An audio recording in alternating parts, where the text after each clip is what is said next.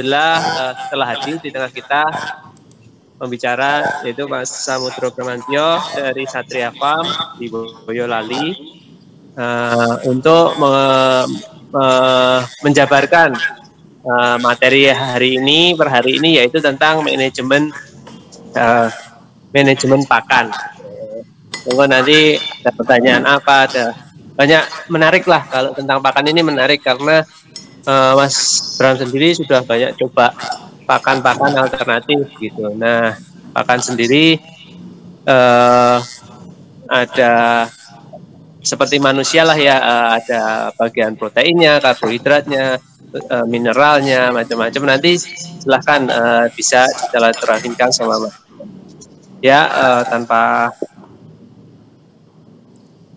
berlama, ini langsung saya pasrahkan sama Mas Bram untuk materi hari ini. Monggo Mas Bram.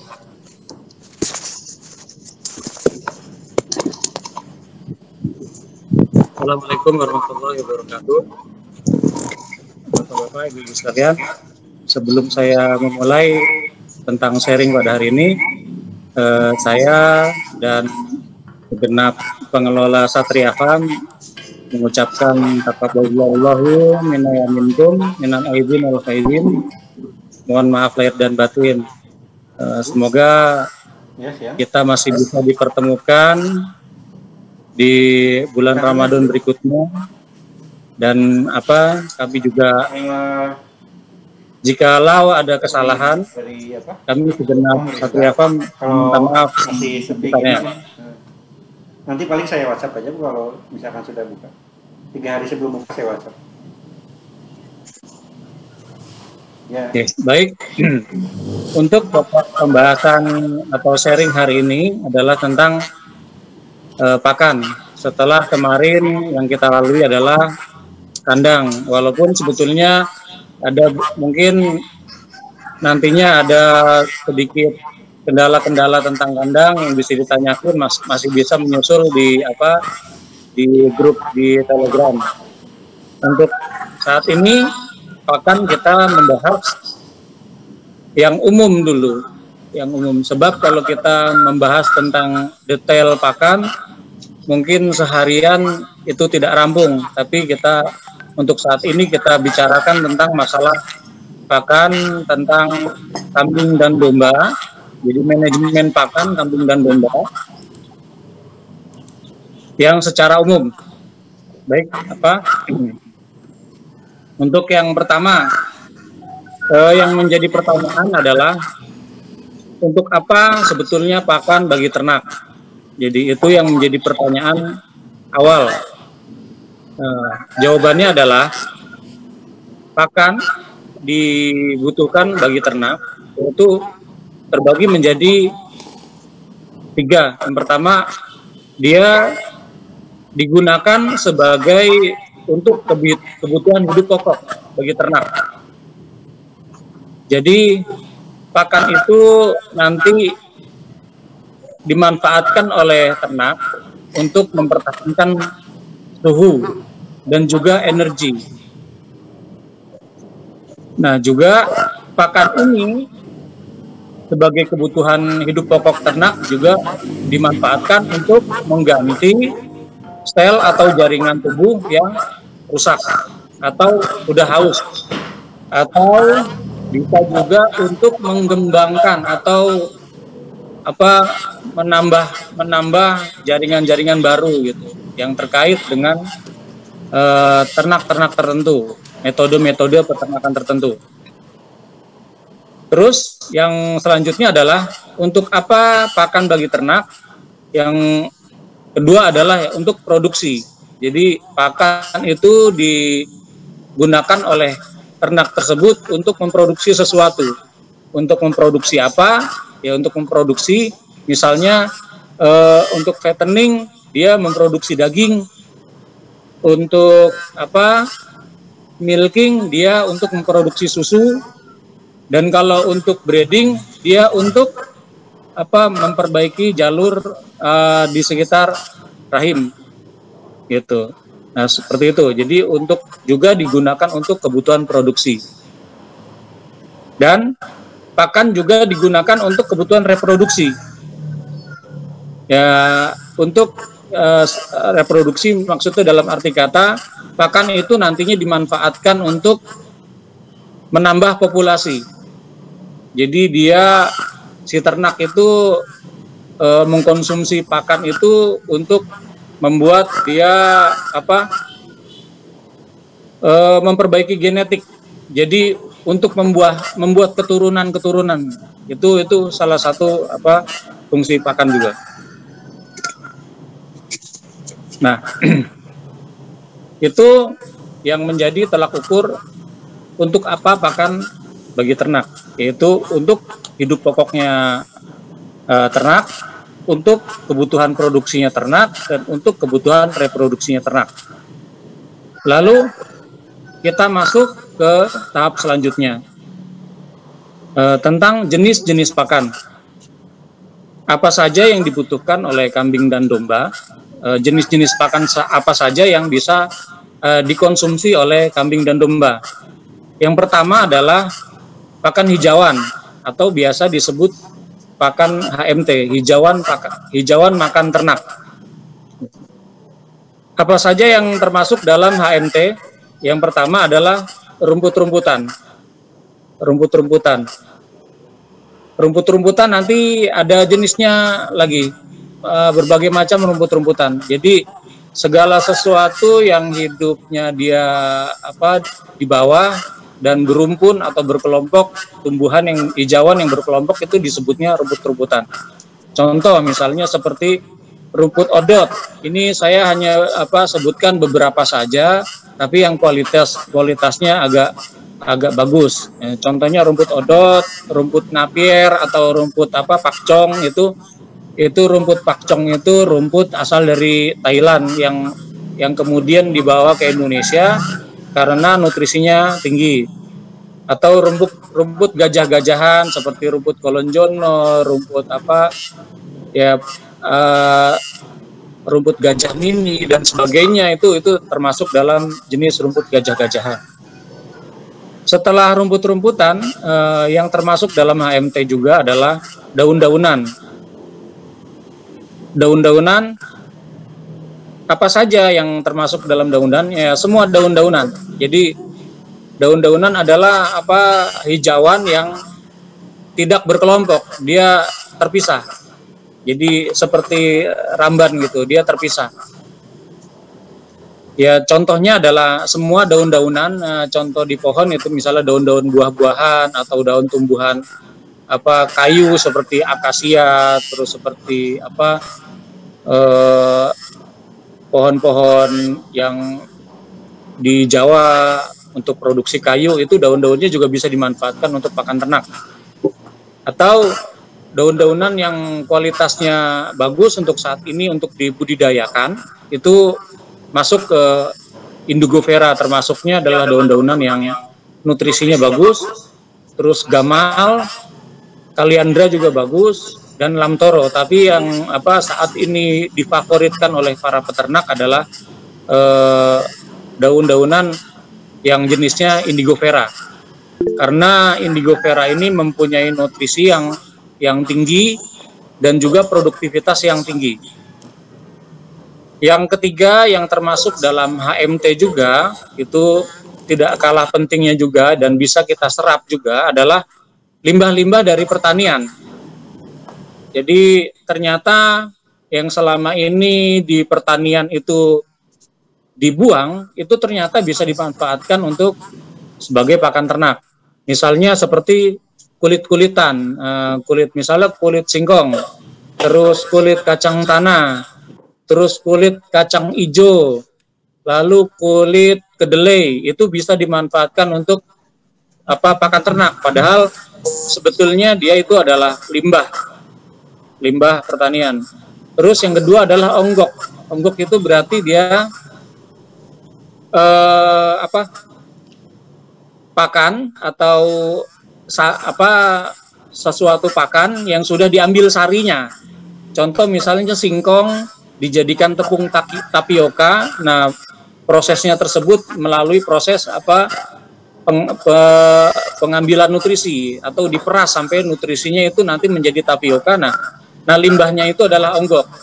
Limbah onggok ini ada beberapa macam, seperti misalnya onggok singkong, onggok aren kadang-kadang dipakai juga untuk pakan ternak, tapi tidak referensi karena onggok aren itu berasal dari batang pohon. Kenapa tidak referensi? Karena batang pohon walaupun sudah halus, sudah digiling, tapi tetap dia susah untuk dicerna. Jadi alangkah baiknya nanti kita mencari limbah-limbah juga yang mudah dicerna. Terus yang berikutnya yang termasuk dalam limbah-limbah pertanian disebutnya adalah rendeng. Rendeng ini kita masukkan ke dalam limbah pertanian yang jarang digunakan, tapi dia bisa untuk kebutuhan ternak dan nilai nutrisinya bagus. Contohnya seperti rendeng kacang hijau. Rendeng kacang hijau itu nilai protein kasarnya lumayan tinggi. Terus ada rendeng kacang tanah. Rendeng kacang tanah itu mempunyai nilai energi yang tinggi. Setelah rendeng-rendengan kita masuk ke jerami. Nah, selama ini yang kita ketahui jerami itu adalah padi gitu, jerami padi yang kita ketahui. Saya juga dulu waktu masih di kota belum kenal peternakan, yang kita ketahui baru jerami itu ya hanya jerami padi. Padahal definisi jerami itu adalah sebutnya jerami adalah limbah atau limbah pertanian yang sudah diambil buahnya. Contohnya misalnya padi itu jeraminya disebutnya damen. Lalu ada jagung.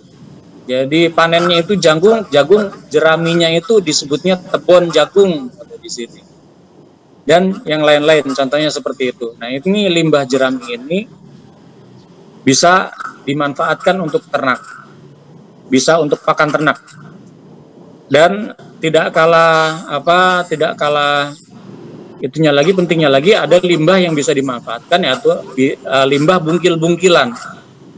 Limbah bungkil-bungkilan ini biasa kalau kita temukan bungkil kelapa, disebutnya bungkil kopra. Itu ibaratnya kelapa yang sudah diambil nutrisinya dengan proses dimasak dulu, terus diambil nutrisinya. Nah, itulah sisa bungkilnya. Termasuk yang lagi ngetren sekarang ini yang banyak dipakai bungkil sawit. Tapi untuk bungkil sawit ini harus benar-benar diperhatikan, karena bungkil sawit ini kan banyak juga yang kondisinya masih keras atau bentuknya masih seperti batu. Jadi kalau seandainya bungkil sawit ini bentuknya halus seperti bekatul, itu masih insya Allah masih bisa dipakai, digunakan. Termasuk ada bungkil kopra. Bungkil kopra itu kelapa yang sudah minyaknya diambil, yang sudah diambil minyaknya untuk minyak kelapa dan sebagainya gitu, atau untuk minyak sayur digunakan, itu ada bungkilnya, disebutnya bungkil kopra, nutrisinya masih bagus, itu bisa dimanfaatkan untuk pakan ternak juga. Dan nutrisinya bungkil kopra termasuknya masuk nutrisi protein kasar yang pemegang tertinggi juga. Jadi dalam pembuatan ransum memang bungkil-bungkilan, biji-bijian itu banyak digunakan untuk pembuatan sentrat. Dan tidak referensi karena limbah bungkil-bungkilan ini rata-rata harganya per kilonya sudah mahal. Nah, lalu apa saja yang disarankan untuk pakan ternak? Ya, yang kita sarankan adalah pakan yang bisa kita serap langsung dari sekitar kita. Kalau di kami membuat radius sekitar 2 km dari kandang kita. Saya membuat radius 2 km. Lalu kita mulai mendata hijauan apa yang sangat produktif tapi tidak digunakan oleh masyarakat sekitar, terbuang, dan kita bisa manfaatkan untuk pakan ternak. Gitu. Lalu hijauan apa yang bisa kita produksi dan cocok tumbuh subur di lahan kita dan mudah, itu bisa kita rencanakan untuk menanam hijauan tersebut. Atau hijauan apa yang bisa kita dapat gratis atau kita beli dengan kos yang murah.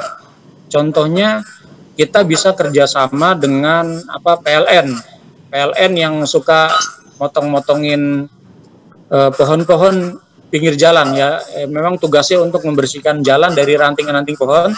Itu biasanya daun-daunannya dibuang sama mereka.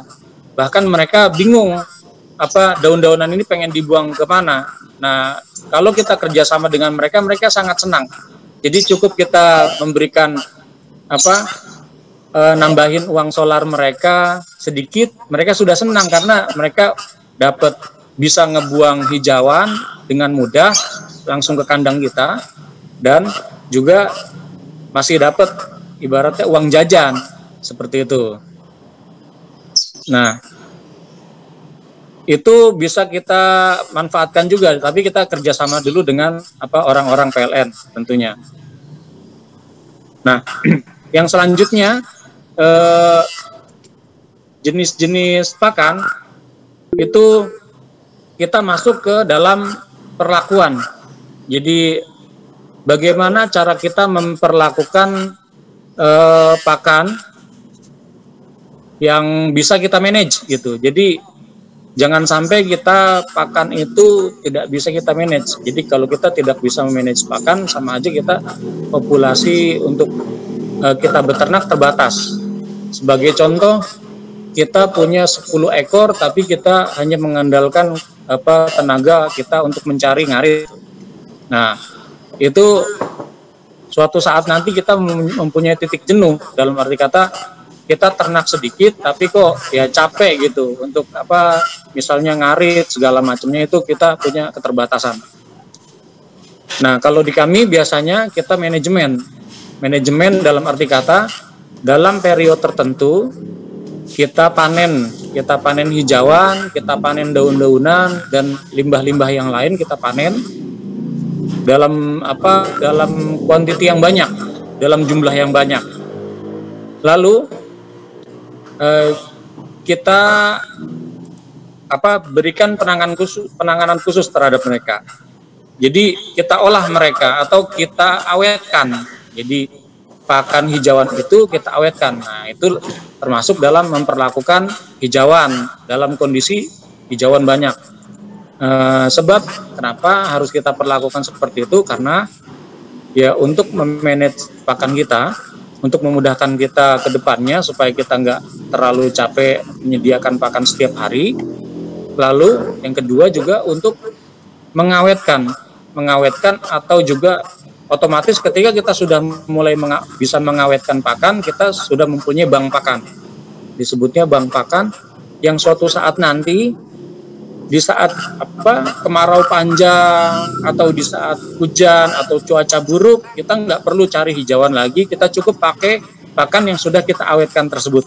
Nah, ini saya akan jelaskan metode-metode untuk pengawetan pakan. Metode yang pertama adalah pakan itu kalau kita dapat segar, itu kita bisa berikan atau kita bisa berikan ke ternak itu jangan dalam keadaan segar. Jadi harus dilayukan atau diawetkan gitu. Dengan metode yang pertama adalah high. Metode high ini kalau kita lihat ini di luar negeri sudah menggunakan teknologi ini. Kalau di Indonesia masih sangat minim karena manajemen peternakan di Indonesia ini memang belum layak dan belum bagus. Jadi untuk swasembada daging kambing, domba, sapi kita masih kalah dengan luar negeri. Nah, metode high ini adalah metode di mana kita memproduksi pakan, lalu kita panen dalam keadaan dia kering. Dalam keadaan kering atau kita panen lalu kita keringkan. Nah, jadi high itu adalah metode untuk mengawetkan pakan tapi dengan cara dikeringkan. Baik itu keringnya secara alami dengan menggunakan sinar matahari alami ataupun pengeringannya itu kita lakukan dengan teknologi, dengan mesin pengering misalnya, gitu. Nah, itu disebutnya metode high. Jadi kalau kita melihat selama ini di Australia mungkin yang sering kita kelihatan ya, misalnya di film-film kayak ada Sound the Ship itu, kita melihat kayak semacam ada tumpukan kotak-kotak itu yang kita anggap itu bahwa itu adalah jerami padi. Padahal itu sebetulnya bukan jerami padi, padahal orang Australia itu dia sebelumnya sudah menanam hijauan-hijauan atau HMT yang mempunyai nutrisi yang tinggi. Jadi ketika dia musim paceklik pakan, sebelum musim paceklik pakan, mereka panen dulu. Setelah mereka panen, ada yang dibiarkan nunggu kering terkena sinar matahari, ada yang dengan teknologi dikeringkan. Lalu dipadatkan, dibentuk menjadi bulat-bulatan atau bentuk-bentuk yang lain gitu. Sehingga dia bisa disimpan, diawetkan dalam jangka waktu yang cukup lama. Nah, ketika dia musim paceklik pakan, baru pakan high ini dia berikan ke ternak gitu, tanpa dia sibuk mencari pakan yang lain. Itu yang disebut metode high, yaitu dengan metode pengawetan dengan cara mengeringkan pakan. Lalu yang kedua adalah dengan cara metode silase. Silase ini juga termasuk favorit. Di Indonesia sudah banyak yang melakukannya. Apa metode silase? Silase adalah sebuah metode pengawetan pakan yang dilakukan secara segar. Jadi kita memanen HMT atau hijauan makan ternak dalam bentuk segar atau sudah dilayukan dalam warnanya masih hijau, lalu kita simpan di tempat tertutup atau hampa udara. Jadi silase ini pengawetannya itu dia mempergunakan mikroorganisme alami dari si hijauan. Jadi tanpa menggunakan bantuan mikroorganisme buatan mutasi genetik dari manusia. Jadi dia alami. Ketika kita sudah ambil hijauan itu, lalu kita masukkan di ruang tertutup. Atau misalnya contoh kita punyanya plastik, di dalam plastik, yang penting dia kedap udara. Itu disebutnya metode high tanpa perlakuan yang lain. Tentunya positifnya ada ya, itu cost-nya rendah karena dia tidak beli lagi probiotik gitu. Dia hanya menggunakan probiotik alami dari si tumbuhan. Tapi kelemahannya adalah pengawetan dengan cara high ini itu memakan waktu yang lama. Jadi paling cepat itu seminggu, lebih efektif di 21 hari menggunakan metode high. Gitu. Jadi kalau ternak kita banyak, dengan menggunakan metode high ini akan susah untuk memanage. Jadi kita nggak punya targetnya itu terlalu kelamaan. Gitu. Jadi kan perputaran pakannya cepat kalau misalnya ternak kita banyak. Nah, yang teknologi yang berikutnya adalah dengan menggunakan metode fermentasi pakan. Nah, yang saat ini sedang tren dan sedang banyak digunakan peternak-peternak baik di Indonesia, baik di luar negeri. Baik itu nanti fermentasinya hanya hijauan atau fermentasi komplit. Nanti pokok bahasan fermentasi komplit akan dijelaskan di di pertemuan-pertemuan yang lebih intensif lagi, lebih lanjut lagi. Untuk saat ini kita hanya umum saja membahas tentang masalah pakan. Nah, fermentasi ini adalah sama halnya dengan haid. Jadi dia diambil segar, lalu dia diawetkan. Tapi diawetkannya itu dengan menggunakan bantuan mikroorganisme buatan atau tambahan yang disebutnya sekarang ini adalah probiotik. Probiotik apa? Mungkin kalau secara umum yang banyak di masyarakat yang sering digunakan probiotiknya adalah SOC atau suplemen organik cair untuk hewan, atau EM4 efektif mikroorganisme 4. Ya, jadi EM4 itu bisa digunakan untuk fermentasi. Jadi untuk lama waktu fermentasi itu tergantung dari si probiotiknya. Jadi kalau seandainya probiotik itu dia mempunyai jumlah mikroba banyak di dalam suatu probiotik buatan, itu tentunya dia akan mempercepat proses pengawetan. Jadi mempercepat proses fermentasi. Nah, kalau fermentasinya cepat, otomatis perputaran pakannya juga bisa digunakan dengan cepat. Kalau kami di sini menggunakannya SOC HCS, dia fermentasinya cukup cepat karena hanya membutuhkan waktu 24 jam. Jadi setelah kita fermentasi, setelah kita kerjakan fermentasinya, hari ini itu keesokan harinya sudah bisa dikonsumsi oleh ternak. Insya Allah aman. Karena manfaatnya dari metode fermentasi ini adalah yang pertama dia jadi berfungsi untuk menyimpan pakan hijauan dalam jangka waktu yang lama. Jadi bisa sampai 2 tahun itu tidak kita gunakan, tapi insya Allah masih layak untuk dikonsumsi oleh ternak. Yang kedua adalah proses fermentasi ini bisa bermanfaat untuk meningkatkan nutrisi dari si bahan pakan tersebut.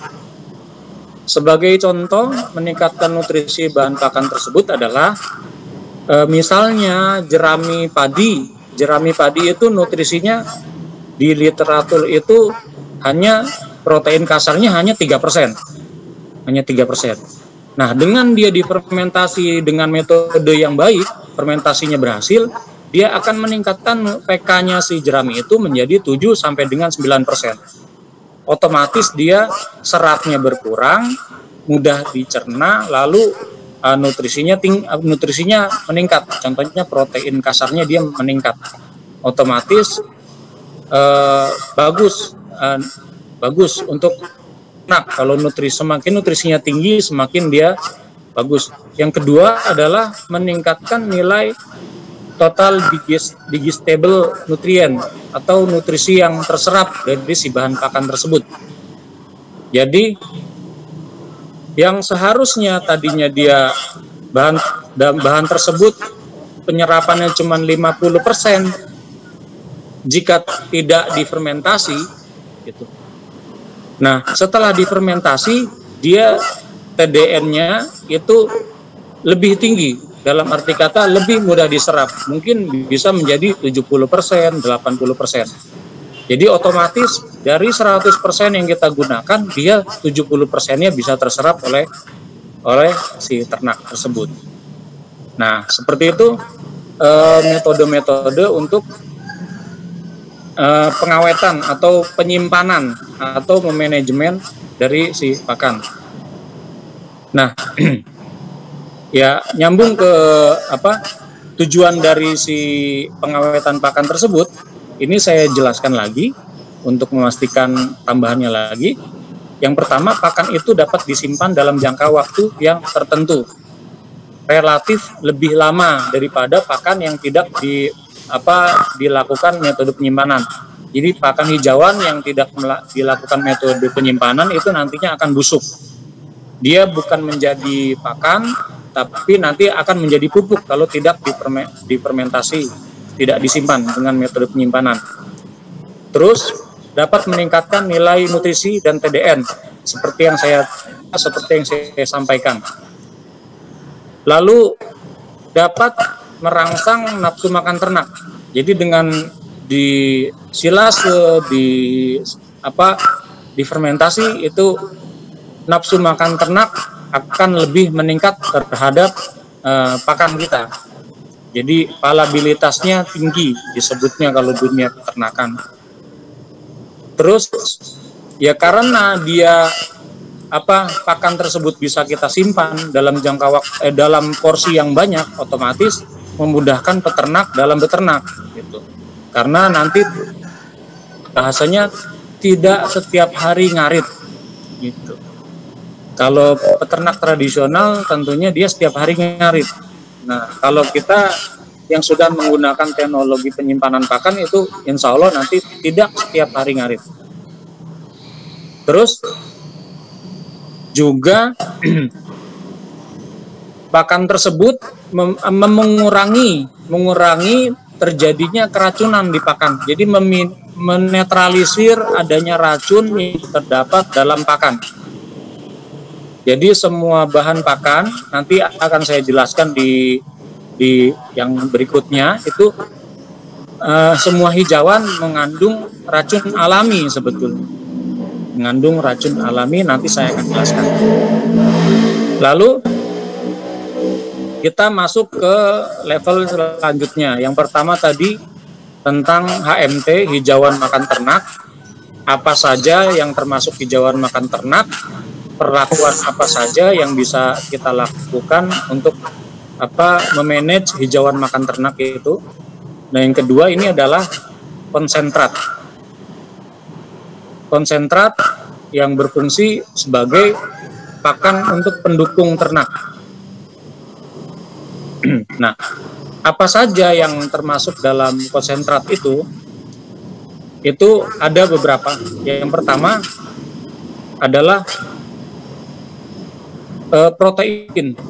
Jadi bahan pakan yang mengandung protein tinggi atau nilai proteinnya di atas 20%, itu dia termasuk dalam kategori bahan pakan penghasil protein. Gitu. Contohnya apa gitu? Contohnya adalah bahan pakan yang mengandung protein tinggi, contohnya adalah biji-bijian. Kacang tanah itu proteinnya tinggi. Kacang hijau itu proteinnya tinggi.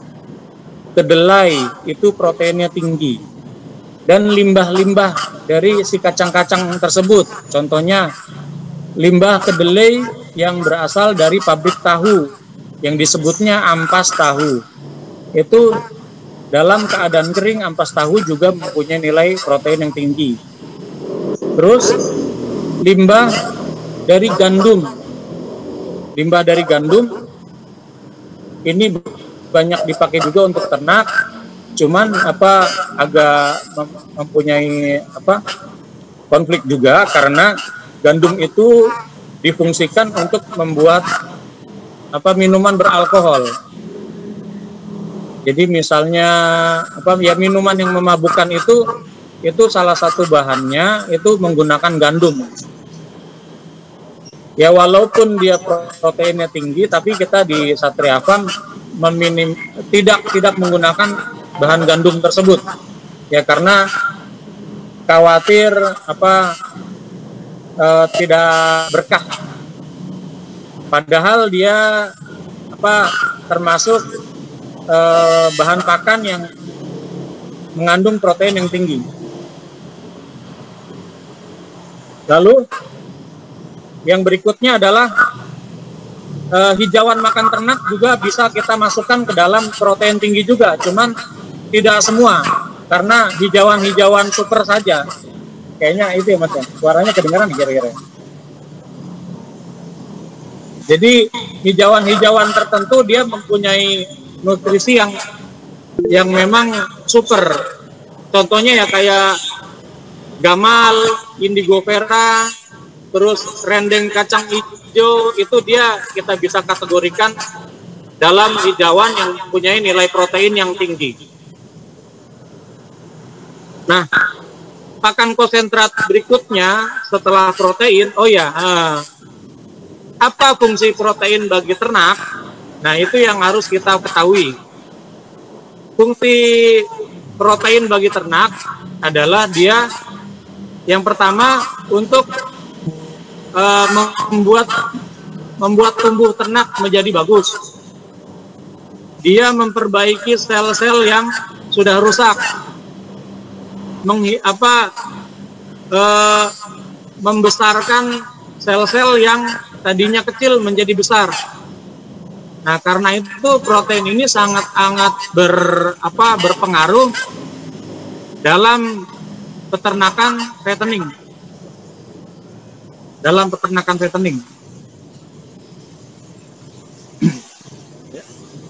Terus fungsi protein selanjutnya juga dia untuk menggantikan sel-sel tubuh yang rusak juga. Ya, walaupun nanti harus ada bantuan dari pakan yang mengandung energi. Nah, itu manfaat dari protein untuk ternak. Yang termasuk dalam konsentrat juga atau pakan pendukung ternak itu selain hijauan, protein ada karbohidrat atau disebutnya umumnya itu karbohidrat. Cuman kalau di dunia kambing dombaan itu karbohidrat itu termasuk dalam sumber pakan yang menghasilkan energi. Nah, spesifiknya apa saja yang kategori energi ini, yaitu dia yang mempunyai nilai protein kasar kurang dari 20%, tapi dia juga mempunyai serat kasar kurang dari 8%. Dan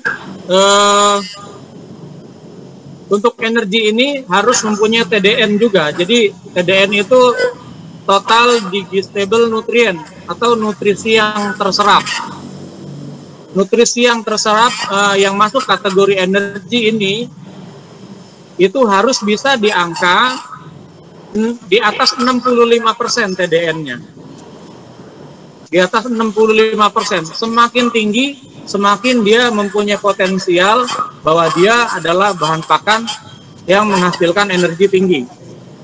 Contohnya seperti apa saja yang bahan pakan menghasilkan energi tinggi adalah yang pertama biji-bijian, sama halnya seperti protein, bahwa biji-bijian ini ternyata dia mempunyai protein yang tinggi dan juga energi yang tinggi. Kacang tanah, kedelai, kacang hijau ternyata bukan hanya protein yang tinggi, dia energinya juga tinggi. Jadi kalau di literatur biasanya kacang-kacangan ini mempunyai metabolisme energi, angkanya itu di angka 2.500 kilokalori, hitungannya kilokalori. Nah, setelah itu yang termasuk kategori energi juga dari sebuah bahan pakan itu adalah umbi-umbian. Kayak misalnya singkong, limbah singkong, misalnya ampas singkong atau kulit singkong, itu bisa kita gunakan sebagai sumber energi. Lalu limbah dari padi juga ada. Jadi ketika padi diambil padinya, dia ada kulitnya, kulit ari. Nah, kulit ari padi itu disebutnya katul atau bekatul. Nah, bekatul itu juga mempunyai nilai energi yang tinggi. Onggok kering juga termasuknya, dia mempunyai nilai energi yang tinggi. Ya, onggok misalnya, onggok singkong itu mempunyai nilai energi yang tinggi juga. Yang penting proses sebelumnya dalam pemerasan nutrisinya itu tidak terlalu maksimal. Lalu yang berikutnya adalah molase. Molase atau kita lebih kenal dengan tetes tebu. Tetes tebu juga dia mempunyai nilai energi yang tinggi. Tetes tebu itu mempunyai nilai energi yang tinggi. Juga dia kandungan glukosanya juga bagus dan sering digunakan oleh para peternak sebagai pembantu untuk proses berkembang biaknya mikroorganisme atau mikroba probiotik ketika proses fermentasi. Dan juga segala jenis HMT, hijauan makan ternak itu ternyata mempunyai nilai energi, walaupun energinya itu berbeda-beda antara HMT 1 dengan HMT yang lain. Sesudah konsentrat itu ada satu lagi yang tidak kalah penting yang harus ada dalam satuan pakan yang diberikan ke ternak adalah pakan yang mengandung mineral dan vitamin. Jadi kalau untuk mineral dan vitamin ini ada yang bisa ambil dari alami atau bahan-bahan alami, contohnya seperti batu kapur.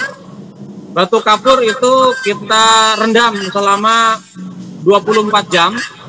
Jadi sebelumnya kita masukkan ke dalam ember, kita isi air embernya, lalu kita rendam batu kapur itu di dalam air. Kita aduk sampai dia berwarna putih keruh seperti warna susu. Nah, setelah dia sudah berwarna susu, kita diamkan batu kapur itu hingga dia nanti airnya itu menjadi warna bening. Nah, air yang warna beningnya itu yang bisa kita ambil sebagai mineral. Itu mineral, termasuknya mineral alami. Lalu mineral alami apalagi yang bisa kita manfaatkan, yaitu yang bisa limbah telur, limbah cangkang telur. Nah, cangkang telur ini juga bisa mempunyai nilai mineral yang bagus juga. Nah, mineral ini, si cangkang telur ini perlakuannya adalah bisa kita masak dulu sampai dia kering, atau kita kondisikan dia kering lalu kita masak sampai dia kering. Setelah itu kita tumbuk halus. Cangkang telur itu kita tumbuk halus. Nah, tumbukan halus dari si cangkang telur itu yang bisa kita gunakan sebagai mineral untuk pakan ternak. Nah, mineral ini fungsinya adalah untuk membantu pertumbuhan ternak. Jadi karena dia berisi kalsium dan juga mineral-mineral yang lain yang membantu proses pertumbuhan ternak. Terus fungsinya juga dia juga membantu proses penyerapan nutrisi. Oh ya, energi atau karbohidrat juga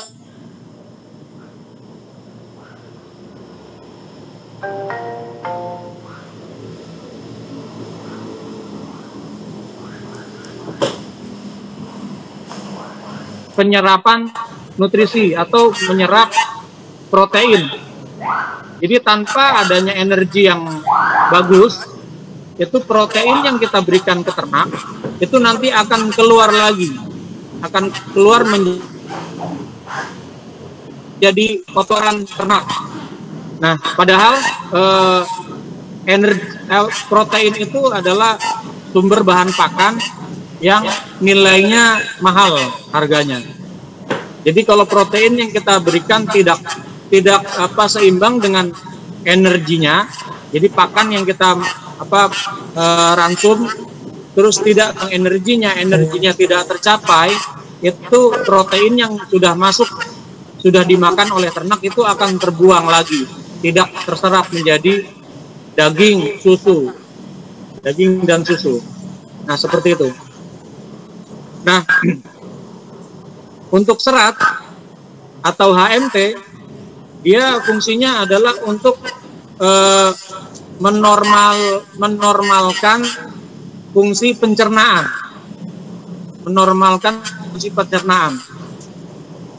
Oke, dari fungsi-fungsi ini, serat itu ada fungsinya sendiri, yaitu untuk menormalkan pencernaan.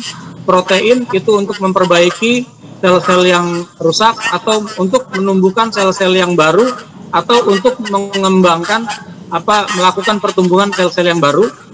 Lalu energi atau karbohidrat adalah untuk membantu penyerapan nutrisi atau membantu protein itu terserap hingga bisa menjadi susu atau daging. Kalau mineral berfungsi untuk kekuatan tulang, pertumbuhan, dan juga kesehatan juga. Nah, kalau mineral ini lebih simpel karena kenapa? Karena bisa kita beli lebih mudah membeli ketimbang kita buat. Jadi kalau kita buat skala besar mungkin akan hemat, tapi lebih simpelnya kita bisa beli di toko-toko peternakan kalau untuk mineral. Tapi memang harus kita lihat speknya dulu mineral, karena mineral yang bagus dia mempunyai kandungan multimineral yang mineralnya sudah komplit.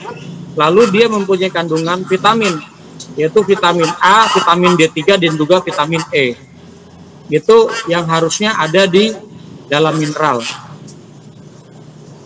Oke, mungkin dari sini ada pertanyaan bapak-bapak, ibu-ibu sekalian. Monggo silakan. Ada nggak masih ada pertanyaan? Sini ya.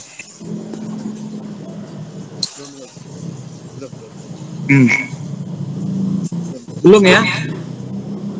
Belum ada pertanyaan. Monggo kalau misalnya ingin bertanya mungkin disiapkan apa yang ingin ditanyakan.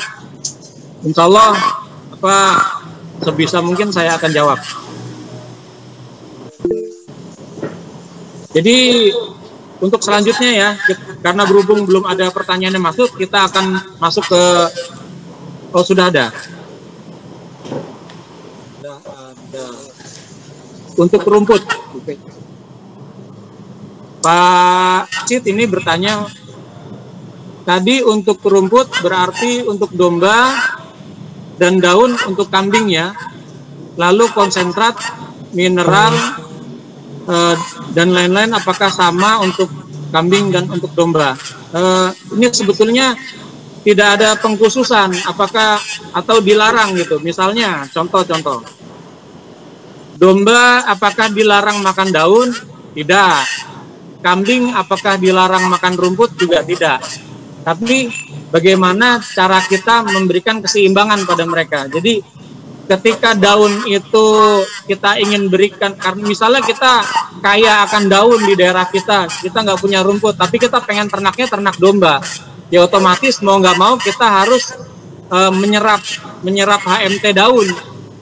Gitu. Nah, perlakuan apa? Nah, perlakuannya adalah yang pertama, karena daun itu bentuknya lebar-lebar, tapi domba itu seringnya makan rumput yang bentuknya kecil-kecil, berarti dikondisikan daun itu bisa kita kondisikan menyerupai bentuk rumput seperti itu. Dicacah dengan proses pencacahan itu bisa. Dengan proses penggilingan itu bisa. Tapi kalau seandainya dombanya sudah terbiasa makan daun, ya nggak masalah, nggak perlu dilakukan proses yang lain. Lalu memang kalau seandainya domba itu makan daun, alangkah baiknya kita selipkan juga hijauan yang nilai seratnya agak tinggi, karena daun itu nilai proteinnya tinggi. Khawatirnya kalau dombanya tidak kuat makan daun, nanti dia akan overprotein. Nah, overprotein ini yang akan menyebabkan ternak kita mempunyai masalah di pencernaan. Contohnya misalnya dia nafsu makannya jadi kurang, dia keluar kotorannya mencret dan lain sebagainya. Nah, begitupun rumput.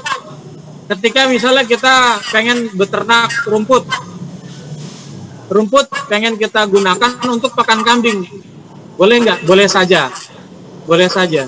Tapi harus ada tambahan nutrisi lagi. Karena kebutuhan kambing itu nutrisinya tinggi. Lebih daripada domba. Makanya kalau seandainya kita punya kambing yang HMT kita adanya cuman rumput, berarti kita harus menambahkan nutrisi dari si rumput tersebut. Karena jikalau itu rumput kambing hanya makan rumput, nanti dia tidak produktifnya agak berkurang atau tidak baik. Apa yang bisa ditambahkan untuk pakan kambing kalau seandainya kita punya HMT dari rumput? Nah, itu lewat pakan penguat tadi seperti konsentrat gitu. Nah, konsentratnya itu yang nutrisinya kita baguskan. Lalu kita serap HMT rumput. Jadi insya Allah nanti keseimbangannya akan terjadi di situ. Memang perlu hitung-hitungan khusus untuk menciptakan produktivitas yang bagus dalam beternak. Tapi ini kita sampaikan secara umum dulu, sebab kalau misalnya bab tentang produktivitas untuk pakan yang pengaruh ke pakan itu harus kita telaah lebih lanjut dan pokok pembahasannya panjang. Khawatirnya kalau misalnya pokok pembahasan tentang pakan terlalu panjang, nggak selesai-selesai, nanti bapak-bapak ibu-ibu sekalian itu nggak beternak gitu, nggak memulai untuk ternak. Jadi ini kita bicara secara umum dulu. Nanti baru setelah Bapak Ibu sekalian sudah mulai merasakan bagaimana, baru kita akan bahas tentang masing-masing item produktivitas untuk kambing dan domba. Misalnya untuk fattening seperti apa pakannya, untuk breeding seperti apa pakannya, untuk milking seperti apa pakannya, itu nanti akan di pokok susulan, pembahasan susulan. Lalu ada pertanyaan lagi dari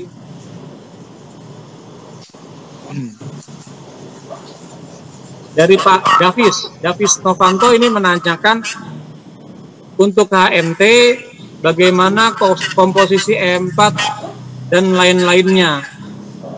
Jadi di E4 itu sebetulnya sudah ada panduan dalam melakukan proses fermentasi yang menggunakan probiotik E4. Jadi tinggal ikuti petunjuknya saja di E4 tersebut atau di botol E4. Kalau di kami itu fermentasi dengan menggunakan probiotik itu nanti kita ada tambahan-tambahan yang lain-lain. Jadi misalnya kita punya hijauan atau rumput-rumputan atau daun-daunan yang ingin kita fermentasi, itu ada tambahannya lagi, yaitu yang pertama probiotiknya yang bersangkutan, probiotik bersangkutan bisa SOC atau bisa E4, itu yang pertama. Yang kedua, kita harus punya stok glukosa. Glukosa itu bisa kita ambil dari tetes tebu, atau kalau tetes tebu nggak ada, kita bisa gunakan gula pasir. Atau kalau gula pasir terlalu boros, kita bisa gunakan gula Jawa.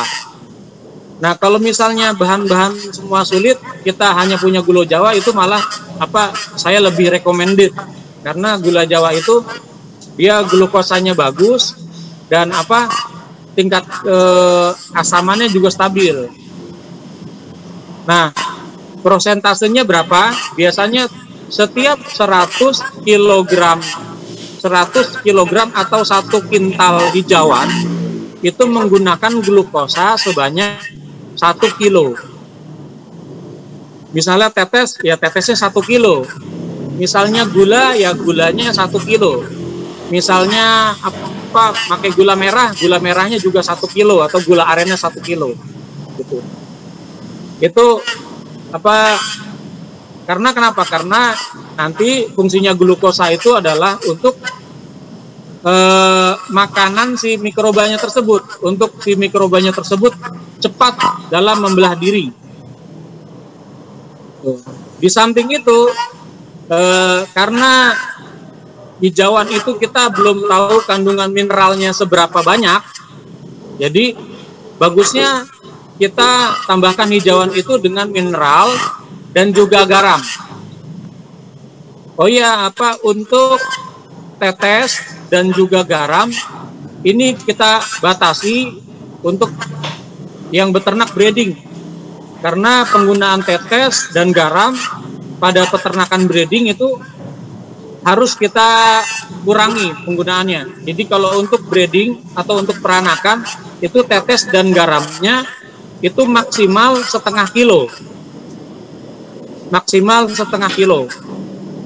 dan kita naikkan di mineralnya. Misalnya 1 kilo, 1 kintal hijauan 1 kilo, mineralnya kita tingkatkan menjadi 2 kilo. Nah, kenapa tetes dan garamnya itu kita batasi maksimal maksimal setengah kilo atau bisa setengah kilo sampai dengan 1 kilo, jangan lebih dari 1 kilo, karena dikhawatirkan akan mempengaruhi janin.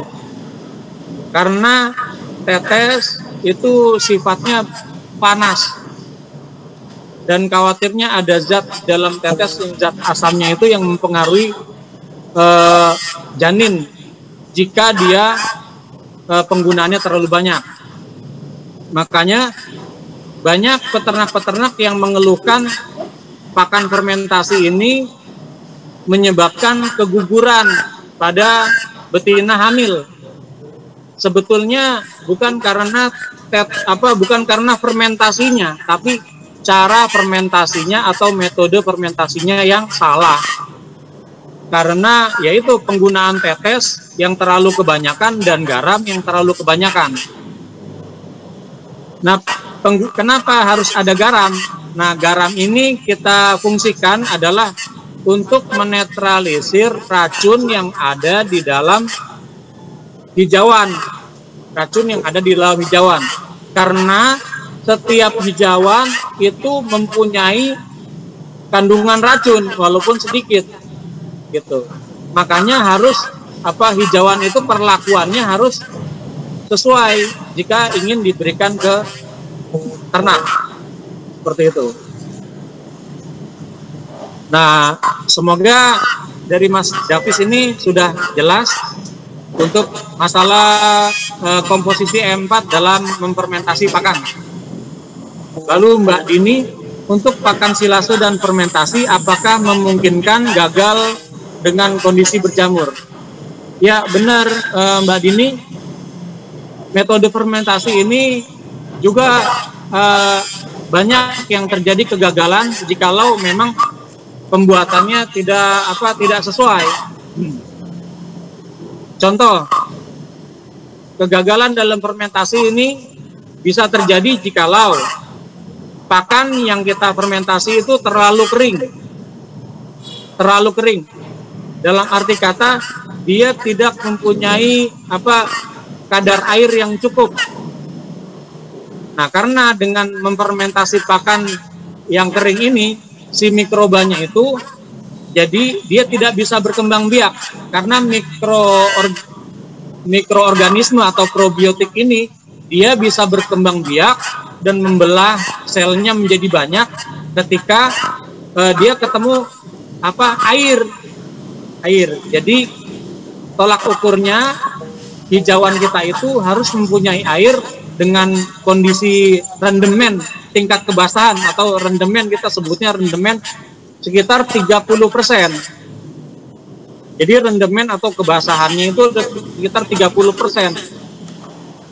Nah, jikalau dia kering berarti atau kurang dari 30%, dia bisa menyebabkan gagal fermentasi atau si bahan pakan itu tidak terfermentasi.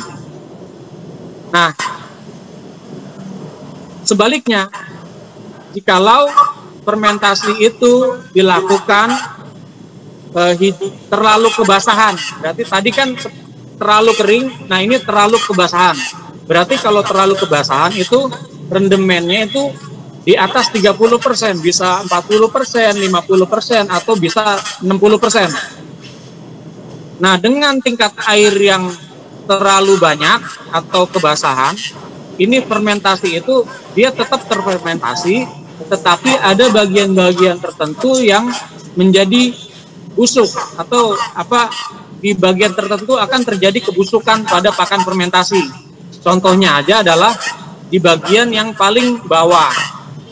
Jikalau kita fermentasi terlalu kebasahan, itu nanti korbannya adalah pakan yang posisinya paling bawah, karena air itu dia mengalir ke bawah dan dia terjadi kelembapan atau kebanyakan air di posisi paling bawah. Nah, karena terjadi kebasahan di bawah, itu fermentasinya nanti di bagian bawah biasanya jadi busuk. Nah, berarti pakan itu tidak bisa 100% kita berikan. Jadi yang busuk itu ya tetap harus kita buang, karena bahaya, dia menyebabkan ada jamurnya segala macam itu. Nah, bagaimana tolak ukur? Tolak ukur pakan itu rendemennya sesuai atau tingkat kebasahannya itu sesuai. Dalam arti kata, fermentasinya nanti tidak kering dan juga tidak kebasahan. Kalau di kami sebetulnya ada alat tolak ukurnya, alat tertentu misalnya. Dengan teknologi bisa. Tapi teknologi itu kan mahal, jadi kita harus beli. Nah, metode yang itu adalah metode filling. Jadi metode yang kita pakai untuk ilmu kira-kira, taksiran ini basah atau tidak, yaitu dengan cara setelah fermentasinya itu kita campur, jadi dia terjadi penyarupan, tercampur, hijauan-hijauan itu sudah kita campur. Kita ambil sebagian kecil, kita genggam di tangan. Jadi kita yang sudah jadi itu kita genggam di tangan. Nah, jangan kalau dia kekeringan, berarti tangan kita nggak merasakan adanya air di situ, atau tangan kita terlalu kering. Nah, itu bisa dikategorikan nanti fermentasinya akan kekeringan. Nah, caranya kalau fermentasinya kekeringan, bisa kita tambahkan air, sehingga kita coba lagi, dia kondisinya sudah basah. Nah, bagaimana kalau misalnya kondisinya kebanyakan air? Apa yang fillingnya bisa kita pakai? Yang pertama adalah sama kita genggam, kita peras. Ibaratnya kita seperti orang yang memeras pakan tersebut yang sudah kita fermentasi, lalu kita buka lagi, Jikalau di telapak tangan kita itu menempel air atau menempel sedikit air, tangan kita basah, nah itu tandanya si pakan tersebut kebasahan.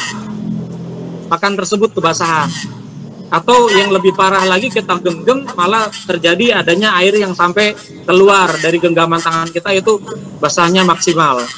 Nah, harusnya kita ambil, kita genggam, kita terasa basah, tapi airnya itu tidak menempel di telapak tangan kita. Nah, itu insya Allah rendemennya sudah sesuai. Jadi rendemennya 30%-an kira-kira. Jadi yang bagus itu antara rendemen 20% sampai dengan 30%. Insya Allah pakan fermentasinya itu berjalan dengan baik.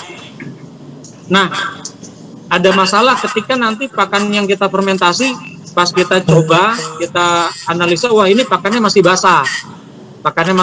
Apa perlakuannya setelah kita membuat pakan kebasahan? Kita tinggal berikan tambahan di carupan pakan kita. Carupan pakan yang kita buat itu kita tambahkan dengan bahan-bahan kering yang lain. Misalnya kita tambahkan dengan bekatul kan kering. Atau kita tambahkan dengan polar atau brand, itu kan kering. Secukupnya, sehingga dia menciptakan pakan yang tidak terlalu basah. Nah, seperti itu. Nah, terus kegagalan dalam fermentasi juga yang berikutnya adalah fermentasi itu ada beberapa metode. Jadi metode di tempat yang terbuka dan metode di tempat yang hampa udara, tertutup. Nah, yang sering digunakan, yang bagus digunakan adalah fermentasi yang di tempat tertutup atau hampa udara. Jadi fermentasinya akan berjalan dengan baik jika fermentasi kita di tempat yang tertutup. atau hampa udara. Bisa kita masukkan ke dalam plastik, lalu plastiknya kita ikat sedemikian rupa sehingga tidak ada udara yang bisa masuk ke dalamnya. Atau kita masukkan ke dalam tong pakan, tong pakannya tersebut kita tutup, kita kunci, dia tidak ada udara masuk. Nah, itu fermentasi yang bagus seperti itu. Lalu, apakah bisa terjadi kegagalan? Bisa. Ini banyak terjadi ketika fermentasinya metode penyimpanan itu menggunakan plastik. Metode menggunakan plastik. Karena plastik, jikalau plastik itu bocor atau terjadi kebocoran pada tempat penyimpanan pakan fermentasi kita, itu nanti di wilayah kebocorannya itu akan terkena udara. Nah, di saat kena udara itu fermentasinya itu berhenti, dia nggak berlanjut. Nah, ketika fermentasinya berhenti, dia akan membusuk, akan timbul jamur di situ. Nah, kalau terjadi seperti itu fermentasinya yang di wilayah bolong itu harus kita buang dan jangan dikonsumsi oleh ternak. Khawatirnya itu jamur yang tumbuh itu adalah jamur yang membuat keracunan pada ternak. Nah, terus fermentasi yang tidak berhasil lagi adalah yaitu kekurangan glukosa juga nanti tidak berhasil. Termasuk salah satunya. Ada beberapa fermentasi juga yang tidak berhasil. Tolak ukur fermentasi atau silase. Keberhasilan fermentasi atau silase. Jadi keberhasilannya itu ada tolak ukurnya. Yang pertama, ketika sudah jangka waktu fermentasi, misalnya fermentasi kita 24 jam jadi, atau misalnya 7 hari jadi, atau 21 hari jadi. Jikalau sudah melalui ukuran waktu tersebut, berarti secara pemikiran kita fermentasinya sudah cukup waktunya gitu. Lalu kita buka, kita lihat fermentasinya jadi atau tidak. Yang pertama adalah yang kita lihat pertama kali adalah yang kita rasakan, hijauan itu akan baunya wangi.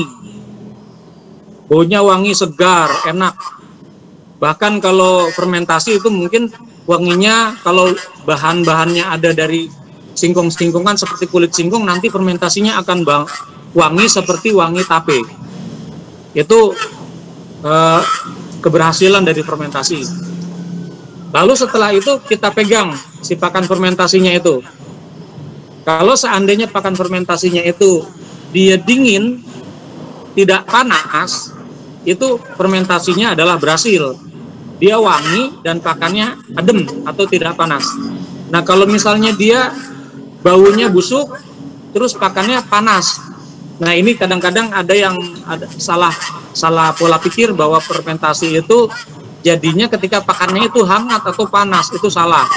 Karena ketika pakan itu hangat atau panas, bukan fermentasi yang terjadi, tapi terjadi pembusukan pada hijauan. Jadi yang kita produksi bukan pakan, tapi yang kita produksi adalah pupuk. Gitu, pupuk organik, bukan pakan organik. Kalau kondisinya dia hangat atau panas. Nah, kenapa kok terjadi panas atau hangat? Salah satunya adalah kesalahan dalam proses penutupan atau tidak udaranya tidak kedap udara, tidak tertutup dengan rapat. Itu akan menyebabkan si pakan kondisinya hangat atau panas. Seperti itu. Apakah fermentasinya itu gagal? Bisa diulang lagi? Bisa. Yang penting tinggal kita kondisikan wadah yang terjadi pakan panas itu jangan kita berikan ke ternak. Fermentasinya kita ulang lagi atau harinya kita tambah lagi. Tapi kita kondisikan tempatnya itu tertutup rapat atau tidak atau kedap udara. Seperti itu. Nah, fermentasi itu bagus karena konsep fermentasi itu adalah dia melayukan, bukan pembusukan. Dia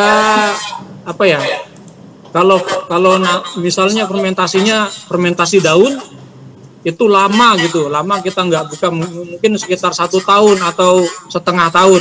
Setelah kita cek, daun tersebut itu nanti jadi rapuh, jadi daun tersebut jadi kelihatan kayak serat-seratnya jadi kelihatan. Nah, itulah yang disebut dia meningkatkan TDN dari fermentasi. Itu adalah itu, dia melapuhkan si daun. Oh ya, apa fungsinya fermentasi untuk ternak? Jadi semua ternak atau semua ruminansia atau semua makhluk hidup sebetulnya dia melakukan fermentasi alami di dalam rumen atau di dalam perut kita, di dalam organ tubuh kita. Sebetulnya misalnya kambing kita kasih makan hijauan tanpa fermentasi, itu dia makan hijauan tersebut. Tapi ketika sudah masuk dalam perut, itu si ternak itu melakukan fermentasi. Jadi melakukan fermentasi. Dia mengeluarkan enzim-enzim tertentu dan energi tertentu untuk menghancurkan atau meleburkan pakan yang sudah masuk ke dalam tubuh ternak. Nah, fermentasi itu adalah untuk membantu proses ternak supaya tidak mengeluarkan energi yang berlebihan. Jadi sebelum dia difermentasi di dalam tubuh, kita bantu dulu dia fermentasi di luar tubuh. Jadi ketika ternak itu makan si hijauan atau makan pakan yang kita buat, itu dia secara otomatis sudah terbantu fermentasinya di luar gitu. Jadi dia membantu dalam hal mengurangi penggunaan energi dalam mencerna pakan, Jadi ketika dia difermentasi, energinya yang tidak banyak digunakan untuk mencerna pakan.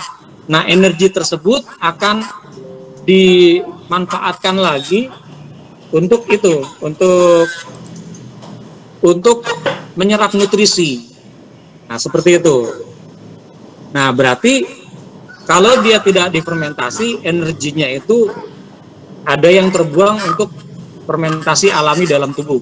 Tapi kalau misalnya pakan yang kita bantu fermentasi, energinya akan berkurang untuk mencerna makanan yang nantinya energinya akan digunakan untuk misalnya menggemukkan, untuk menghasilkan susu dan yang lain-lain. Nah, itulah fungsi dari fermentasi. Oke, sampai saat ini mungkin ada pertanyaan yang lain. Maaf, terlalu sebab memang harus detail. Jenis hijauan yang dapat ditanam dalam waktu yang relatif cepat apa saja? Jenis hijauan dan pakan yang dapat diproses atau silase difermentasi apa saja? Untuk proses fermentasi, berapa rasio hijauan dengan E4? Berapa lama ketahanan pakan setelah silase dan difermentasi? Apakah dedak juga bisa diberikan sebagai pakan? Cara mengeringkan cangkang telur bagaimana? Ya. Jenis hijauan yang dapat ditanam dalam waktu yang relatif cepat, yang sekarang lagi banyak digunakan peternak-peternak ruminansia adalah, kalau rumput itu rumput odot, ada rumput pakcong, terus rumput lapangan juga bisa digunakan. Itu cepat tumbuhnya. Itu yang jenis rumput-rumputan. Kalau yang jenis daun-daunan yang sekarang banyak dibudidaya oleh peternak itu adalah indigo vera, gamal, tapi relatif para peternak sekarang banyaknya budidaya indigo vera karena relatif budidaya dia produktif, jadi produktivitasnya tinggi. Jadi odot dan indigo vera itu mempunyai produktivitas yang tinggi. Itu yang mungkin kalau Mbak Novi ingin nanam HMT, saya saran 2 item itu insya Allah bagus untuk ternak. Jadi rumput-rumputan kita tanam odot, untuk daun-daunannya kita tanam indigo vera. Itu insya Allah produktivitasnya bagus. Hijauan pakan yang dapat diproses silase dan difermentasi apa saja? Kalau di kami di Satria Farm itu semua hijauan kita manfaatkan. Bahkan yang kata orang itu beracun, seperti contohnya daun singkong karet. Singkong karet itu di desa sini jarang ada yang menggunakan atau takut menggunakan karena sudah terlalu banyak korban sapi, kambing yang makan daun singkong karet itu keracunan dan terjadi kematian. Tapi kalau di Satria Farm itu kita gunakan, karena kenapa? Insya Allah dengan proses fermentasi, hijauan-hijauan yang kadar racunnya tinggi, seperti misalnya daun singkong karet, terus ada yang digunakan kecubung juga kita gunakan juga, padahal daunnya itu kan daun beracun kalau kecubung itu. Tapi kita gunakan untuk pakan ternak, tapi harus melalui proses fermentasi yang bagus, harus melalui proses fermentasi sesuai dengan SOP yang bagus. Itu insya Allah semua hijauan itu, semua daun-daunan, semua rumput-rumputan bisa kita manfaatkan untuk difermentasi. Untuk proses fermentasi berapa rasio hijauan? Tadi saya sudah jawab ya. Untuk penggunaan E4, kalau E4 ada takarannya. Kalau SOC, kalau kita di sini menggunakan SOC karena SOC itu cepat. Hanya 24 jam fermentasi dia sudah bisa dimakankan ke ternak. Kalau SOC itu untuk 1 kintal pakannya itu cuma hanya menggunakan 3 sampai 5 tutup botol. Berarti kalau misalnya dia 1 botol SOC itu sebanyak 500 ml, dia bisa untuk memfermentasi pakan sebanyak 1 ton sampai dengan 2 ton. 1 botolnya SOC itu. Cukup rekomendasi, makanya kita di sini pakainya SOC bukan E4, karena E4 terlalu kelamaan fermentasinya selama 21 hari atau paling cepat 7 hari, jadi kita tidak rekomen untuk pakai E4. Berapa lama ketahanan pakan setelah disilase atau difermentasi? Pakan yang sudah disilase atau difermentasi dengan baik, dengan metode penyimpanan yang baik, dengan kedap udara minimal sekali udara di dalam penyimpanan, itu bisa bertahun-tahun. Kalau bahan pakan basah sebetulnya 6 bulan harus dicek ulang. 6 bulan harus dicek ulang. Jadi setelah 6 bulan kita harus cek ulang kondisinya seperti apa. Kalau misalnya masih bagus, masih bisa kita lanjutkan 6 bulan berikutnya kita cek ulang lagi. Biasanya sampai tahunan. Tapi kalau untuk pakan kering, untuk yang fermentasi kering, hanya rendemen airnya sedikit, itu bisa sampai tahun-tahunan, bisa sampai 2 tahun. Pertanyaan berikutnya yang kelima dari Mbak Novi, ini apakah dedak juga bisa digunakan sebagai pakan ternak? Betul, dedak itu memang kalau di kami kita gunakan, fungsinya dedak, dia termasuk dalam kategori karbohidrat halus. Nah, karbohidrat halus ini termasuk salah satu tempatnya probiotik itu tinggal di situ. Jadi probiotik itu nempelnya di karbohidrat kering, karbohidrat halus ini. Nah, dari karbohidrat halus ini dia berkembang biak di situ dengan bantuan air yang cukup dan glukosa yang cukup, dia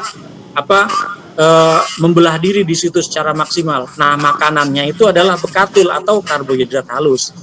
Nah, karbohidrat halus itu bukan hanya bekatul.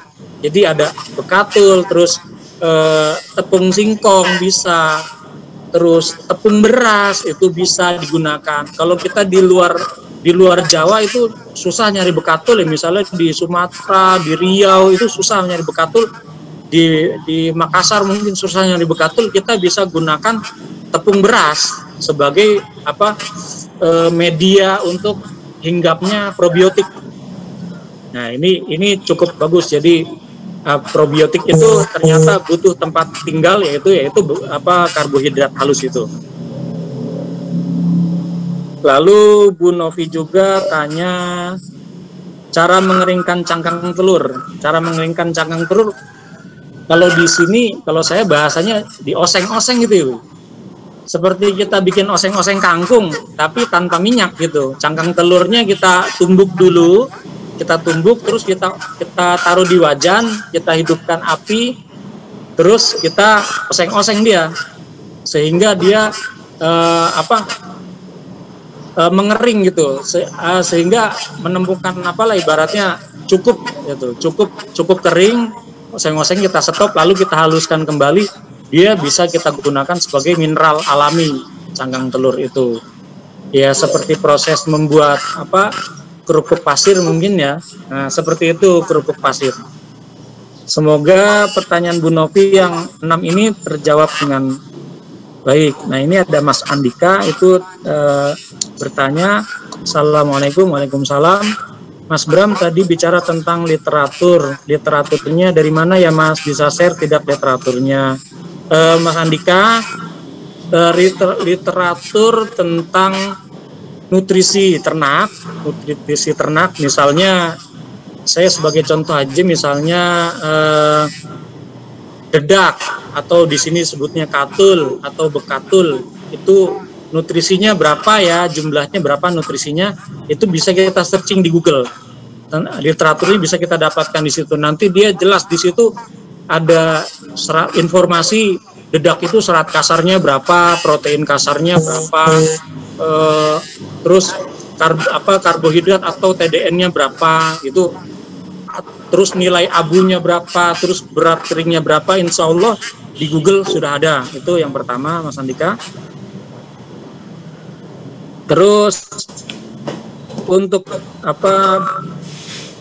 Iya, berarti sudah terjawab. Apakah kebutuhan nutrisi doka itu berbeda-beda pada setiap tahap pertumbuhan?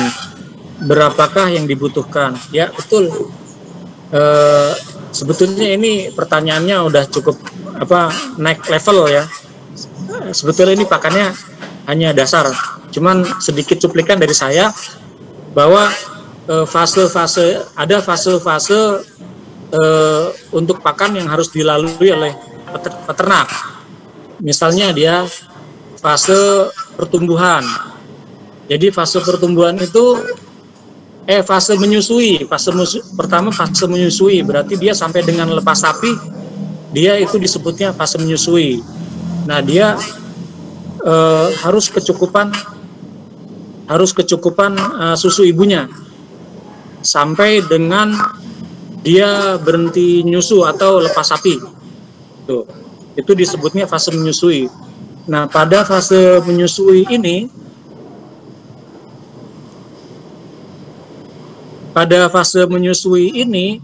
dia setelah sebulan dia menyusui, biasanya setelah sebulan dia sudah mulai makan, sudah mulai ngikut ibunya untuk makan, gitu. Nah, ketika dia sudah mulai start untuk makan itu sampai dengan usia 6 bulan. Jadi domba umur dewasanya sampai 6 bulan. Itu harus benar-benar kita perhatikan, nutrisinya harus tinggi. Berapa nutrisi yang tepat?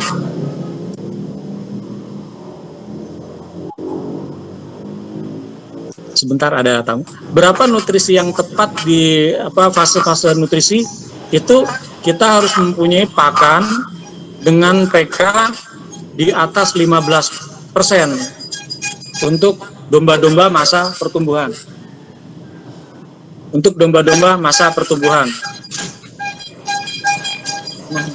Mama tolong panggilin.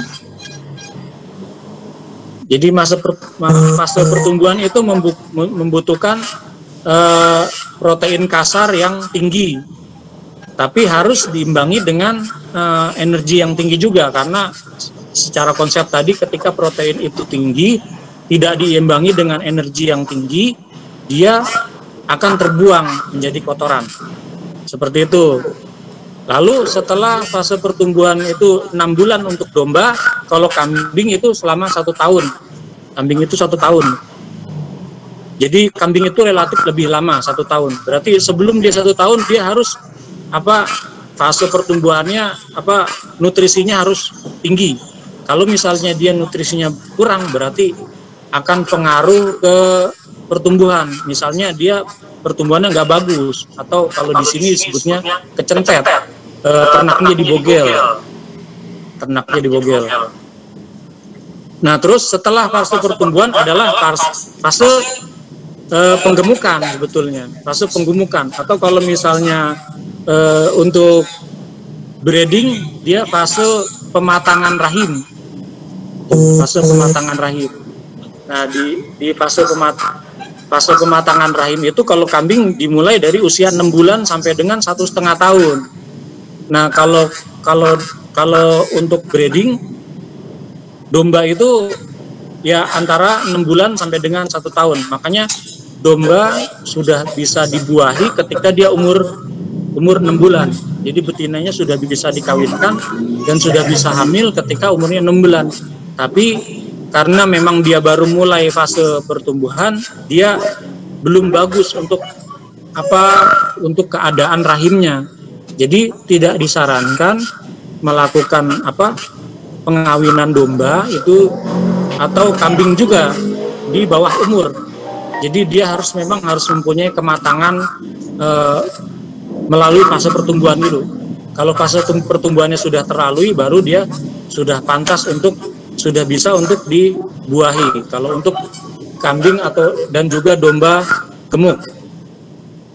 Nah, targetnya itu, kalau target untuk di domba itu dia harus bisa mencapai berat 30 kilo. Jadi antara 25 kilo sampai dengan 35 kilo berat domba betina itu.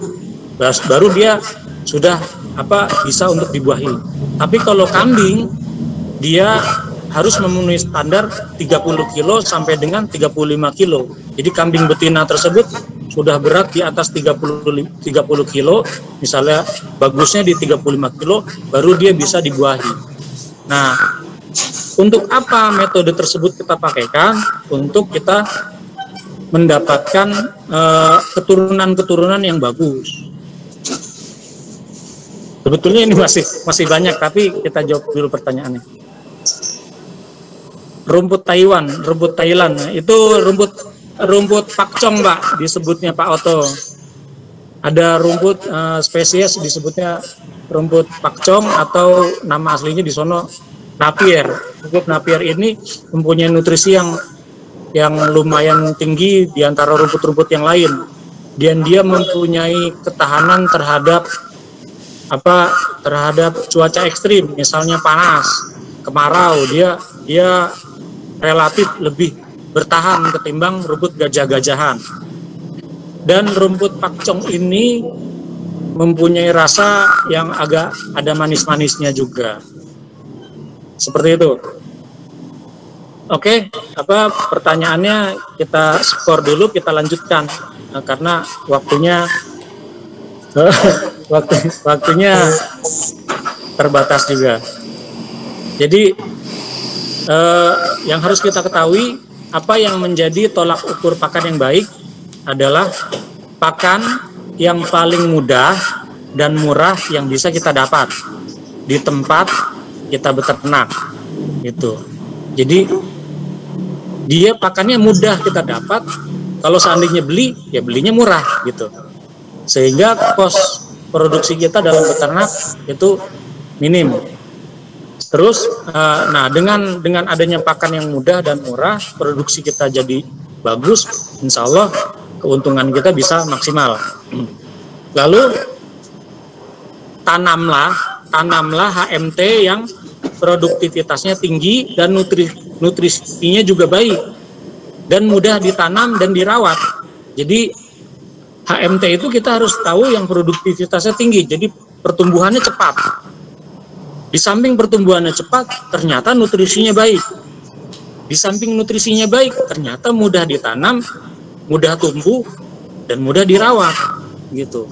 Nah, kemarin kan ada yang dari Makassar ya Pak ya, kalau nggak salah, atau Kalimantan, yang menanyakan tentang masalah rumput apa Mas? Alfalfa. Nah, kenapa saya tidak membudidayakan alfalfa di sini? Karena saya anggap alfalfa itu tidak memenuhi karakteristik tadi itu. Produktivitasnya saya pertanyakan, nutrisinya memang bagus, tapi masalahnya dia adalah tidak mudah ditanam dan agak susah perawatannya. Kalau di sini. Mungkin karena kita yang belum paham tentang caranya saja gitu. Tapi ketika sudah kita temukan caranya sehingga dia menjadi tinggi produktivitas dan tinggi nutrisi, mungkin saya juga akan mengambil peluang untuk budidaya alfalfa juga. Jadi jangan menanam HMT yang merepotkan kita.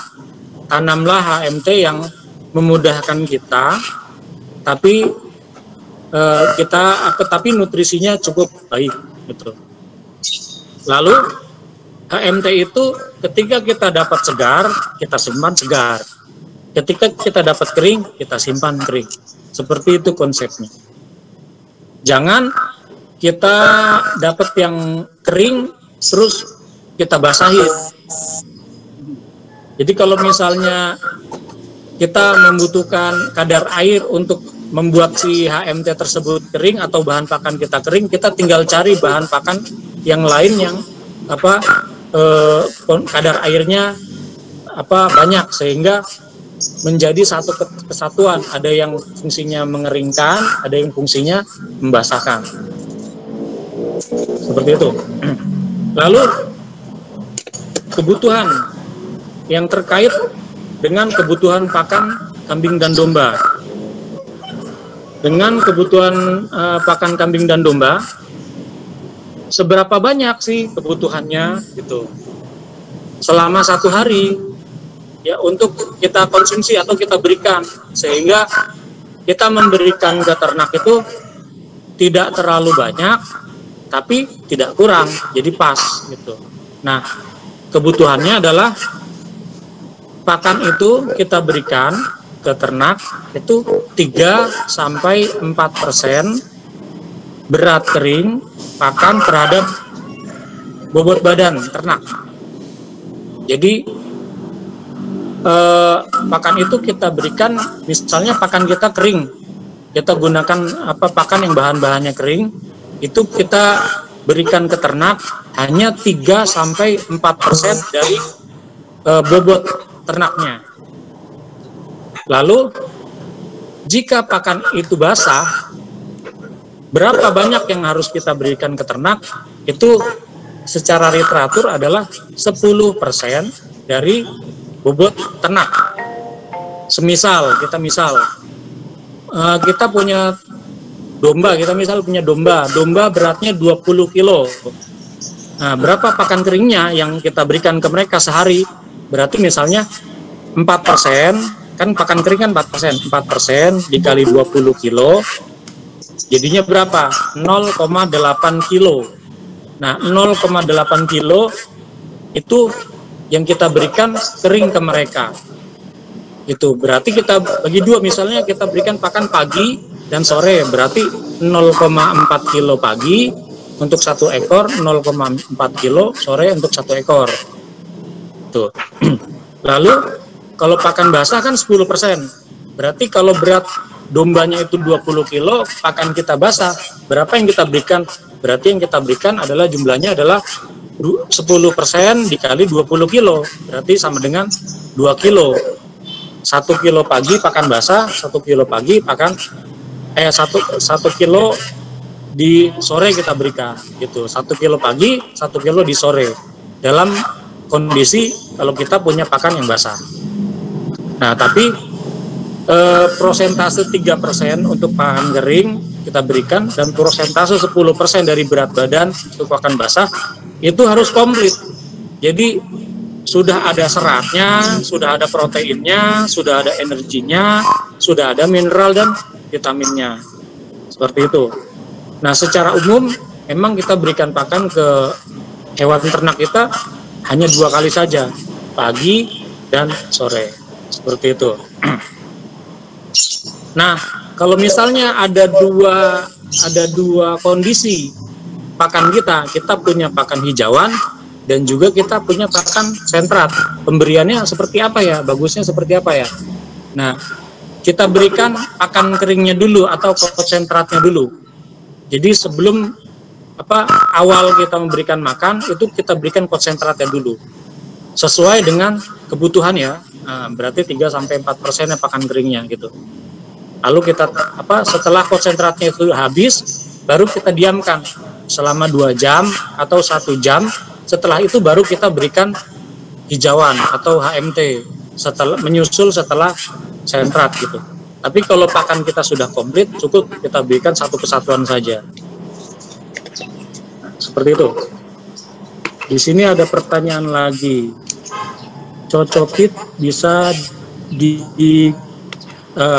digunakan sebagai pakan ternak. Pak Oto ini menanyakan tentang cocopit. Berarti cocopit itu limbah dari itu ya Mas ya, kelapa ya, limbah dari kelapa ya Pak Oto ya. Limbah dari kelapa, misalnya kelapa itu kita serut ya, kita pengen bikin santan misalnya untuk kebutuhan masak kita sehari-hari. Istrinya Pak Oto masaknya pakai santan kelapa, terus dia beli kelapa diserut. Nah, sarinya dijadikan santan. Nah, itu limbah dari serutannya itu bisa kita untuk pakan ternak kita. Dan nilai nutrisinya lumayan bagus kalau untuk kelapa. Proteinnya bagus. Untuk Pak Rashid ini, untuk patokan murah itu estimasinya berapa Mas untuk 1 hewan per bulan? Estimasinya adalah produksi Pak, bukan produksi, berarti target utamanya adalah target. Kita targetnya breeding, targetnya seperti apa? Dia targetnya beranak berapa ekor, 2 ekor kah, jantan atau betina. Nah, dari situlah kita bisa menentukan pakan murah atau tidaknya.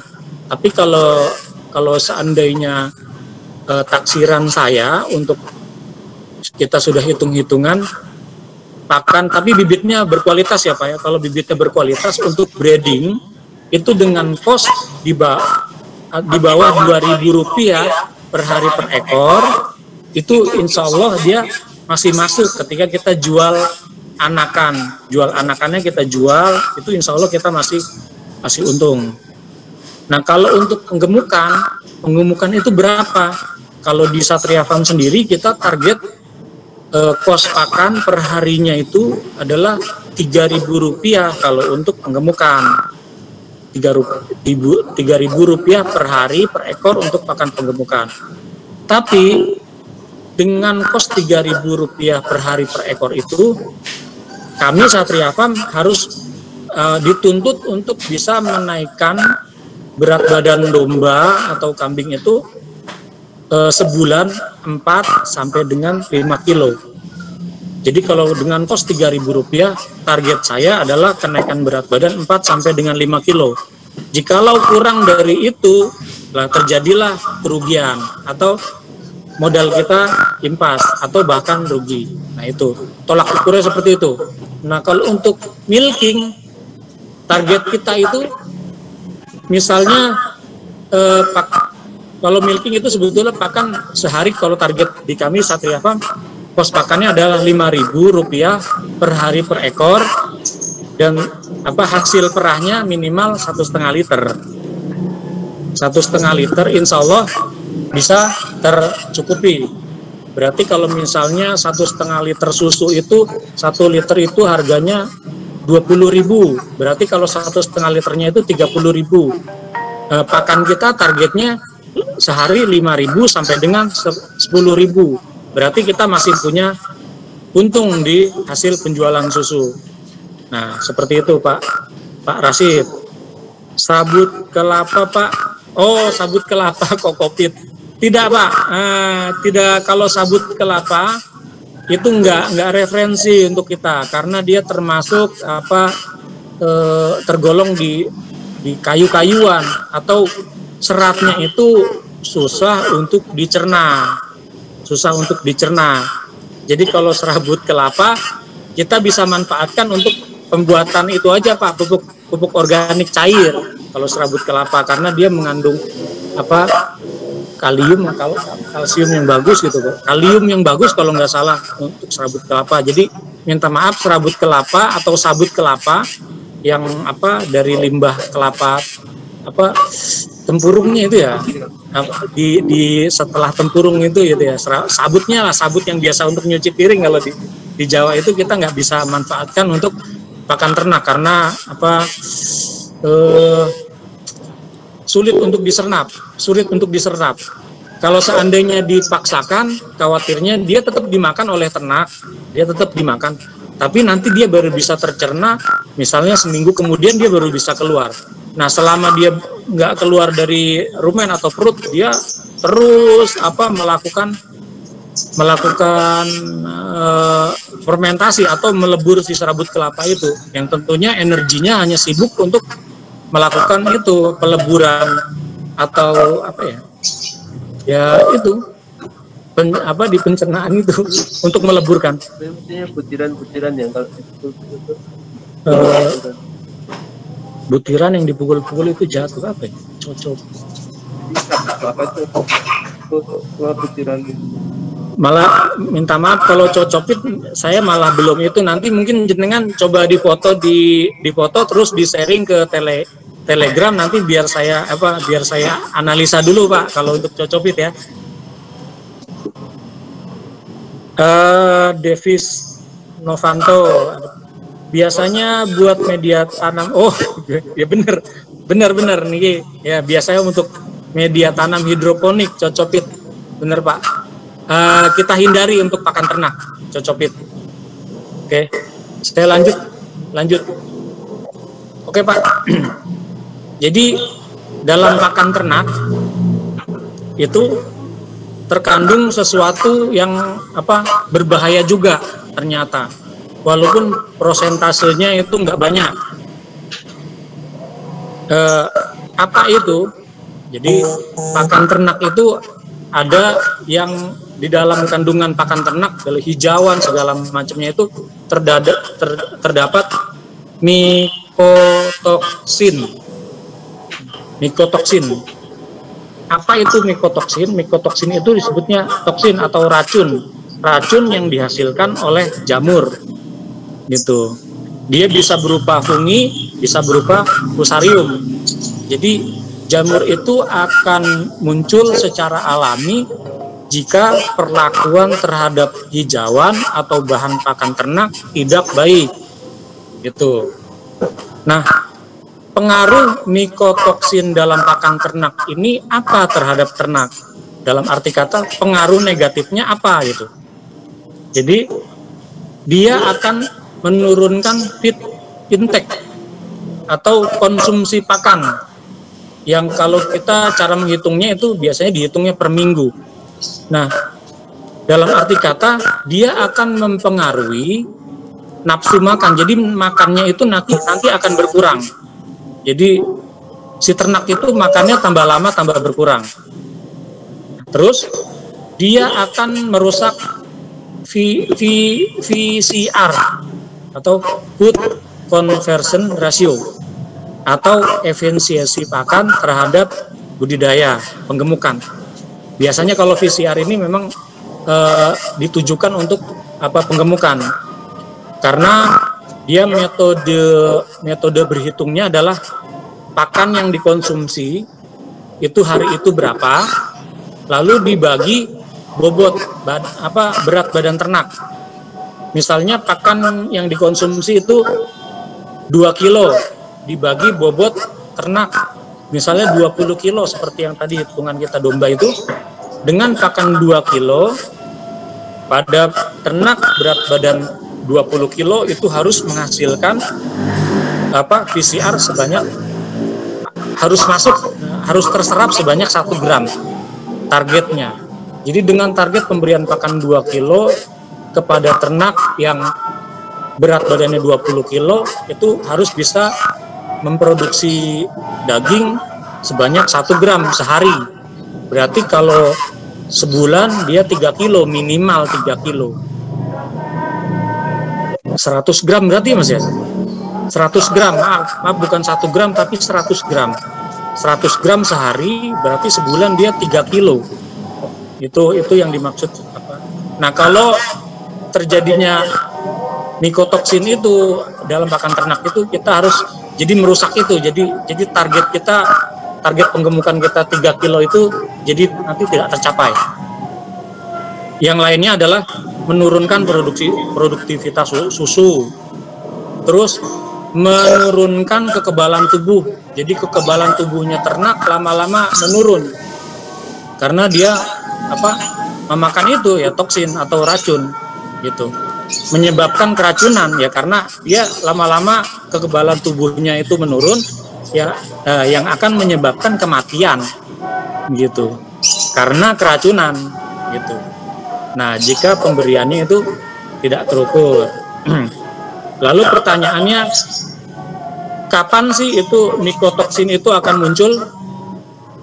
Nah, mikotoksin itu akan muncul jika terjadi handling atau penanganan pada pakan yang tidak sesuai atau enggak bagus. Contohnya,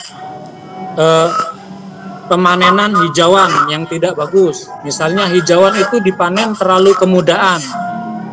Jadi terlalu muda. Jadi hijauan yang muda itu ternyata banyak mengandung mikotok terlalu berlebihan.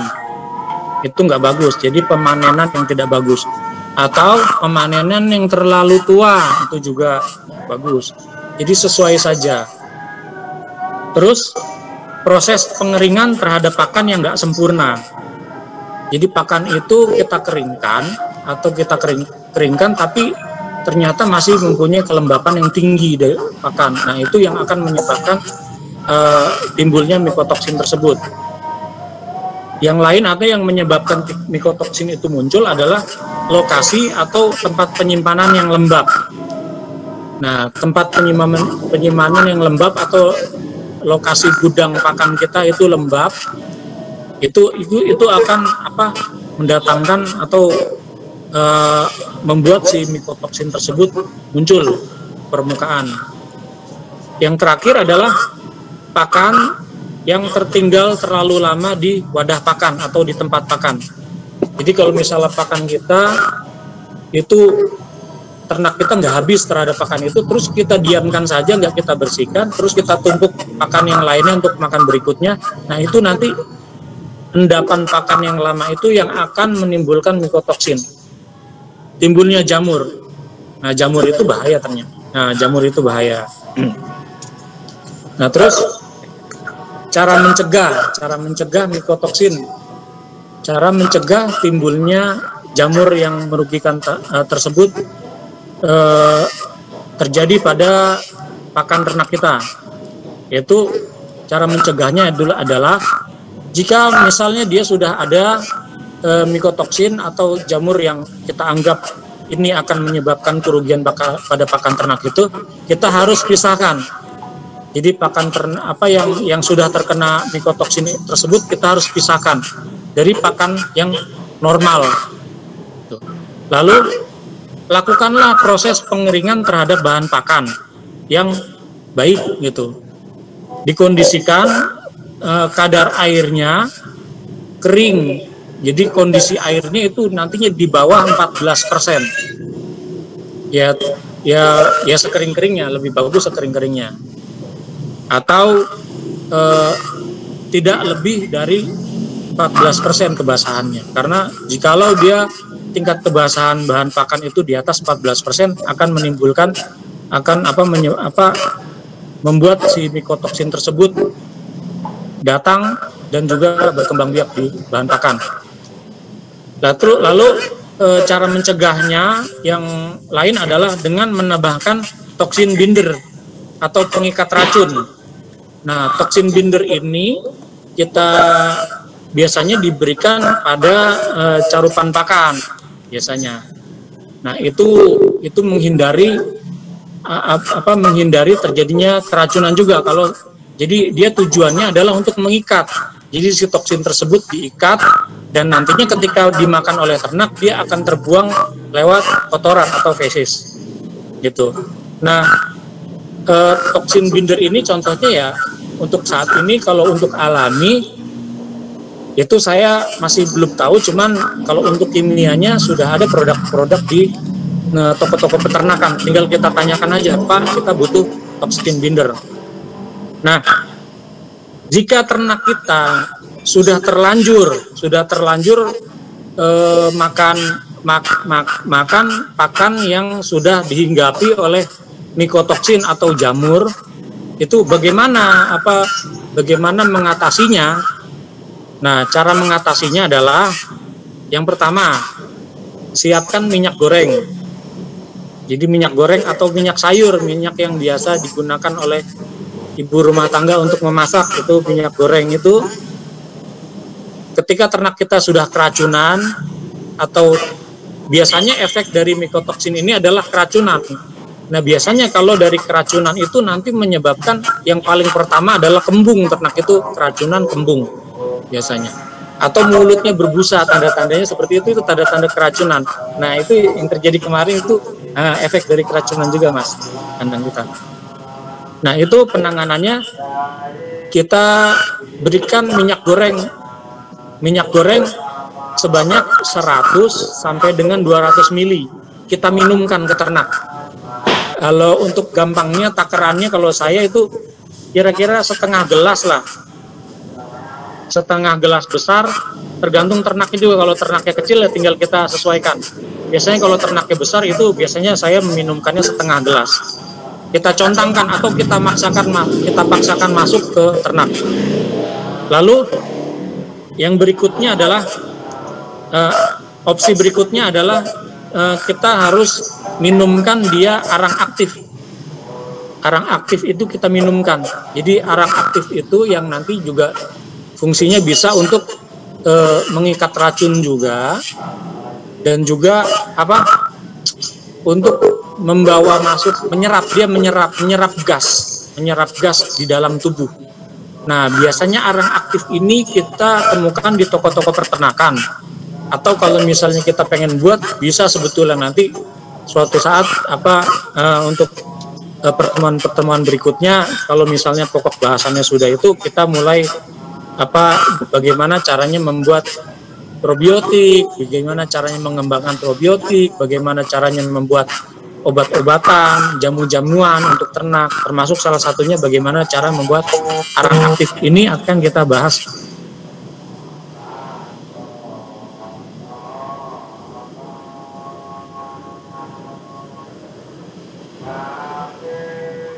Garam minimal 1 sendok makan. Jadi kita paksakan garam itu masuk ke ternak kita yang sudah terkena racun atau keracunan atau kembung, itu bisa kita pakai garam. Tapi lewat dulu tahapan tadi dulu, minyak goreng kita berikan, habis itu kita berikan, atau minyak gorengnya nanti kita campur dengan arang aktif, itu bisa satu kesatuan. Terus garam juga untuk kembung juga bisa. Nah, lalu kondisikan ternak yang sudah keracunan itu dalam kondisi dia selalu bergerak. Jadi jalan, bergerak kan, gitu. Jadi jangan biarkan ternak yang keracunan itu duduk, diem. Ya duduklah, pokoknya kondisinya duduk, jangan sampai. Terus jangan sampai kondisi ternak yang keracunan atau kembung dikarenakan keracunan itu, jangan sampai ternak itu kepalanya lebih rendah daripada dada.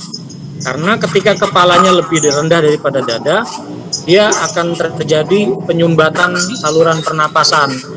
Karena kondisi perutnya sedang terisi angin yang banyak, gas yang banyak. Seperti itu. Nah, sebagai tambahan lagi, mungkin penutup, untuk lebih efektifnya dalam beternak breeding, pemberian hijauan dan HMT itu seberapa banyak? Kalau kami untuk menghindari mikotoksin ini juga, bagusnya jangan berikan ternak dengan hanya satu jenis pakan. Misalnya kita cuma punya rumput odot, kita berikan selama 1 hari itu rumput odot aja. Itu jangan. Kalau bisa diselingkan dengan yang lain, misalnya ada rumput odot, ada rumput gajah, ada misalnya kebun jagung atau batang jagung yang sudah digiling, atau kita ada tambahan lain, misalnya daun-daunan atau rambanan yang lain atau daun indigo vera. Dan syukur-syukur lebih bagus lagi kita punya 2 macam rumput, 2 macam ramban.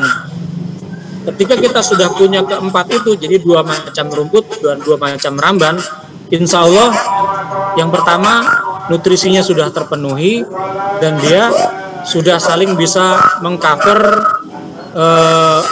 mikotoksin antara mikotoksin hijauan satu dengan yang lain. Nah, seperti itu. Mungkin ini sudah masuk waktu asar, kita juga pengen sholat, pertemuan bisa kita akhiri atau kita cukupkan sampai di sini. Nanti kalau misalnya ada pertanyaan lanjutan silakan lewat Telegram. Nanti insya Allah akan saya jawab di Telegram. Tapi mohon maaf kalau di Telegram, kalau seandainya saya slow moving, saya minta maaf. Untuk pertemuan kali ini tentang pembahasan umum manajemen pakan, saya sudahkan sampai di sini. Kalau seandainya ada kekurangan atau kesalahan ucap dari saya mohon maaf. Karena saya manusia biasa dan kesempurnaan hanya dari Allah. Saya kembalikan ke Mas Wisnu untuk menutup sesi kita kali ini. Dari saya cukup sekian. Wassalamualaikum warahmatullahi wabarakatuh. Terima kasih sekali Mas Bram, menarik sekali ya, luar biasa, itu banyak sekali dari Mas Bram ini, dan luar biasa. Ternyata Mas Bram itu di sini nggak Mas Bram aja, tidak kami bisnis juga punya pengetahuan juga tidak kalah banyaknya. Ini buat yang luar biasa tidak apa. Mudah-mudahan apa yang disampaikan Mas Bram ini, sharing dari Mas Bram ini bisa menjadikan sana ilmu yang lebih baik, lebih banyak lagi buat kita. Jadi masing-masing bisa mencoba, masing-masing punya yang tambahan. Kita bisa menyusul negara-negara maju dalam bab pembudidayaan domba dan kambing. Demikian kami dari hari terima kasih sekali dari bapak-bapak, ibu sekalian sudah hadir di sini dan banyak pertanyaan di sini. Dari sendiri banyak baik aktif di edukasi, pendidikan, yang sudah di sana wirausaha, di pengembangan potensi diri, kajian-kajian, banyak lagi. Demikian kiranya mudah-mudahan kita bisa hadir lagi di sharing berikutnya. Insya Allah ada yang masih banyak. Mudah-mudahan kita bisa ikut lagi. Acara ini saya tutup demikian. Kalau ada kesalahan mohon maaf. Wassalamualaikum warahmatullahi wabarakatuh.